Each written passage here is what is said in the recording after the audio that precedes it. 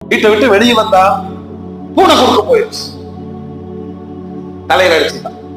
சனிய காலையிலேயே இப்படி வந்துருச்சு. வீடுக்குள்ள போய் கொஞ்ச நேரம் உட்கார்ந்துட்டான். பாருங்க மூட நம்பிக்கை எவ்வளவு கஷ்டப்படுது. உட்கார்ந்துக்கிட்டு தண்ணி எல்லாம் குடிச்சான்.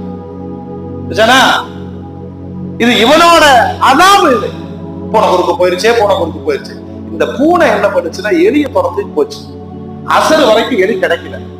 இப்ப பூனை நினைச்சிச்சு மூதேவி குறுக்க வந்தா நம்ம ரிஸ்க் இன்னைக்கு கிடைக்காம போயிருச்சு. இருக்குமா இல்லையா? பெருமானார் சொல்லுகிறார்கள், இந்த பறவைகள் பறப்பது அதனுடைய ரிஸ்க். அது எங்கேயோ போகுது வருது இல்லையா? அது என் வாழ்க்கையை தீர்மானிக்கும்.